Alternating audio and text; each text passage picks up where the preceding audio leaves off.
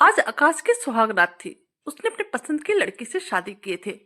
वह और उसकी पत्नी पिंकी दोनों एक दूसरे को काफी समय से जानते थे, क्योंकि दोनों ही एक ही ऑफिस में काम करते थे। पिंकी की सिर्फ मम्मी थी। पापा बचपन में ही पिंकी को छोड़कर भगवान के पास चले गए थे, और फिर तभी से पिंकी की मम्मी अमृता जी ने पिंकी को अच्छे से पढ़ाया लिखाया और इस काबिल बनाया कि आज वो एक अच्छी जगह पर जॉब कर रही थी।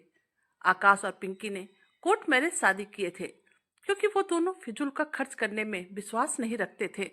और अब पिंकी के साथ उसकी माँ भी अब पिंकी के ससुराल में आकर रहने लगी थी। आज संडे का दिन था और आज ही पिंकी और आकाश की सुहागरात भी थी। आकाश बहुत ही खुश था। उसने इस दिन के बहुत ही सपने देखे थे। और फिर आज आकाश जैसे ही कमरे में आया तो उसने देखा, उस कमरे में पिंकी की जगह पर उसकी सास बैठी हुई थी। आकाश को यह देखकर बिल्कुल भी अच्छा नहीं लगा। आकाश ने पूछा, पिंकी कहाँ है और आप यहाँ पर क्या कर रही हैं?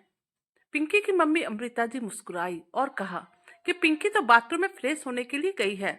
और हाँ देखो, आज रात हम तीनों ही बैठकर आपस में बातें करेंगे। अमृता जी की बात सुनकर आकाश बोले, आपको नहीं पता है कि आज हमारी सुहाग रात है, फिर भी आप यहाँ पर बैठी हुई है। आप अपने दूसरे कमरे में जाइए। थोड़ी ही देर के बाद पिंकी बाथरूम से आई और उसने आकाश को अपनी माँ से इस तरह से बातें करते हुए सुन लिया। तो आकाश को कहने लगी, मुझे बिल्कुल पसंद नहीं है कि तुम मेरी मम्मी से इस तरह से बातें करो। तुम्हें तो पता है न कि मेरी माँ के अलावा मेरे इस दुनिया में और कोई नहीं है, और माँ को मेरी बहुत ही परवाह है। फिर आकाश कहने लगा, अगर तुम्हारी माँ को तुम्हारी इतनी ही फिक्र होती तो आज रात वह हम लोगों के कमरे में आकर ना बैठे रहती, बल्कि उन्हें तो खुश होना चाहिए कि आज उनकी बेटी अपनी शादीशुदा जिंदगी को स्टार्ट करने वाली है। आज हमारी शादी की पहली रात है और इस रात को लेकर हम पति पत्नी के कुछ सपने होते हैं, लेकिन तुम्हारी माँ को देखकर लगता है इन्हें कुछ समझ में आता भी है कि नहीं। आप चले जाइए। पिंकी एक बार आकाश को देखती है और फिर अपनी माँ को देखती है। उसने मन ही मन सोचा कि ना जाने उसकी माँ ने आकाश से क्या कह दिया है जो कि इतने गुस्से में है, और इसलिए पिंकी आकाश को एक टक देखने लगती है। अमृता जी वहीं पर बैठी रहती है। तो इस बार आकाश कहता है, देखिए इस घर में और भी कई सारे कमरे हैं, आप किसी भी एक कमरे में जाकर सो जाइए। यह सुनते अमृता जी को बहुत गुस्सा आ जाता है। वह कहने लगती है, तुम्हारा क्या मतलब है कि मैं यहाँ से चली जाऊं? क्या कोई बेटा अपनी माँ के साथ ऐसी बातें कर सकता है? मैं तुम्हारी माँ जैसी हूँ, और तुम मुझसे इस तरह से बातें कैसे कर सकते हो? मैं नहीं जाऊंगी। तुम बाहर निकलो। आज रात तुम दूसरे कमरे में जाकर सो जाओ। अपनी माँ का रवैया देखकर पिंकी बहुत ही हैरान थी। फिर आकाश बोला, आपका मतलब है कि मैं अपना कमरा छोड़ दूं और मैं इस कमरे से बाहर चला जाऊं?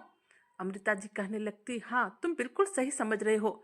यह सुनते ही आकाश गुस्से से तूफान की तरह कमरे से बाहर चला जाता है। और अब अमृता अपनी बेटी की ओर देखती है और कहती है, तुम ऐसे क्यों देख रही हो? चलो आओ और अब जल्दी से सो जाओ। माँ के कहने पर पिंकी जल्दी से माँ के साथ सो जाती है और माँ से कोई भी सवाल नहीं करती है। अगले दिन आकाश जब नहाया, उसने भींगा हुआ तौलिया को बिस्तर पर ही फेंक दिया और चला गया। अमृता जी वहीं पर थी। वह बोली, क्या आप में इतनी समझदारी नहीं है कि नहाने के बाद तौलिया को बाहर धूप में सुखाने के लिए दिया जाता है? आप जिस बेड पर सोते हैं, आप उसी को गंदा कर रहे हैं। आकाश हैरान होकर कहता है, यह कौन सी बड़ी बात है? मेरा तौलिया है, मैं जहां चाहे रखूं। फिर अमृता जी बोलती है, यह बिल्कुल भी गलत शिष्टाचार है। आपको अपने कमरे की साफ सफाई का ध्यान रखना चाहिए। फिर आकाश बोला, ठीक है, मैं इसे बाहर सूखने दे दूंगा, तब तो आप शांत हो जाएंगी। अमृता बोली, मैं तो देख रही हूँ कि मैंने इस घर में ऐसे लड़के से अपनी बेटी की शादी करवाई है जो अपनी सास से ठीक से बात भी नहीं कर सकता है। आखिर मैं जो भी कह रही हूँ वह तुम्हारे भलाई के लिए तो कह रही हूँ। अब आकाश बोला, आप कैसी माँ है जो कि अपनी बेटी के परिवार को शुरू होने से पहले ही तोड़ना चाहती है? आप कुछ समझती क्यों नहीं? कल रात हम लोगों की नींद खराब कर दी और आज छोटी सी बातों को लेकर पूरे घर को सर पे उठा लिया। क्या आप मुझे बता सकती हैं आपकी समस्या मेरे साथ क्या है? अगर आप नहीं बता सकती तो आप अभी मेरी नजरों से दूर हो जाइए। तभी अमृता जी रोते हुए कमरे से बाहर निकलकर आ रही होती है, और उसी वक्त पिंकी चाय लेकर कमरे की तरफ ही जा रही थी। उसने माँ को रोते हुए देख लिया था। अब कमरे में चाय लेकर आने के बाद पिंकी ने आकाश से पूछा, माँ क्यों रोते हुए जा रही थी। आकाश ने पिंकी को सब कुछ बताया। तब पिंकी ने कहा, मेरी माँ सब कुछ समझती है, लेकिन आपको उनसे इतनी ऊंची आवाज में बात नहीं करनी चाहिए थी। वैसे वह मेरी माँ है, उनकी उम्र हो गई है, और अगर उन्होंने कुछ आपको बोल ही दिया तो आपको थोड़ा तो सब्र करना चाहिए। फिर आकाश बोला, मुझे माफ कर दो।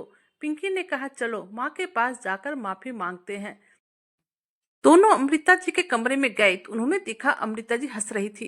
पिंकी तुरंत ही दौड़ते हुए माँ के पास पहुंची और आकाश से बोली, माँ को अस्थमा की बीमारी है, हमें इन्हें तुरंत डॉक्टर के पास लेकर चलना चाहिए। आकाश बोला, हाँ हाँ चलो जल्दी करो, कहीं माँ की तबीयत ज्यादा ना बिगड़ जाए। वह गाड़ी निकालने के लिए बाहर निकल ही रहा था कि तभी फिर अमृता जी कहने लगी, नहीं तुम दोनों को कुछ करने की जरूरत नहीं है, मैं वैसे ही ठीक हो जाऊंगी। थोड़ी देर में मुझे आराम मिल जाएगा और फिर सब ठीक हो जाएगा। अब इस बार अमृता जी ने आकाश की तरफ देखा और कहा, बेटा मैंने तुम्हारे साथ कितना गलत किया, फिर भी तुम मेरे बारे में इतना सोचते हो, पता नहीं मुझे क्या हो जाता है। आकाश मुस्कुराया और बोला, क्या आप मेरी माँ नहीं हैं? मैं मानता हूँ कि मुझे बचपन से कभी भी माँ का प्यार मिला ही नहीं, और बहुत ही छोटे से मैंने अपने आप को अकेला पाया है। आप मेरी माँ की तरह हैं और मैंने आपके साथ बहुत गलत व्यवहार किया, इसलिए मैं आपसे माफी चाहता हूँ। अमृता जी हल्के से मुस्कुराई और आकाश के सर पर अपना हाथ रख दिया। यह देखकर पिंकी ने राहत की सांस ली कि चलो टॉम एंड जेरी का युद्ध खत्म हुआ। अब फिर से पिंकी किचन में चली गई और नाश्ता बनाने लगी। लेकिन अभी थोड़ी ही देर हुई थी, उसकी माँ के चीखने चिल्लाने की आवाज फिर से आनी शुरू हो गई। पिंकी दौड़कर डाइनिंग रूम में आती है तो देखती है आकाश और उनकी माँ दोनों टीवी के रिमोट के लिए लड़ाई कर रहे थे। इस वक्त पिंकी ने अपने सर पर हाथ रखा और बोली, यह टॉम एंड जेरी का युद्ध कभी भी खत्म नहीं हो सकता है। और फिर वह हंसते हुए किचन में चली गई, क्योंकि उसे पता चल गया था ना ही उसकी माँ सुधरने वाली है और ना ही उसके पति सुधरने वाले हैं। और फिर तीनों एक ही परिवार की तरह हमेशा इसी तरह साथ साथ में रहने लगे, और परिवार में इसी तरह छोटी मोटी खट्टी मीठी नोक झोंक होने लगी। दोस्तों कहानी कैसी लगी प्लीज कमेंट करके बताइएगा। अगर आप हमारे चैनल पे नए हैं, हमारे वीडियो को लाइक सब्सक्राइब और शेयर कीजिएगा। और हाँ दोस्तों, आप अपना सपोर्ट इसी तरह हम पे बनाए रखिएगा, क्योंकि आप हैं तो हम हैं। Thank you.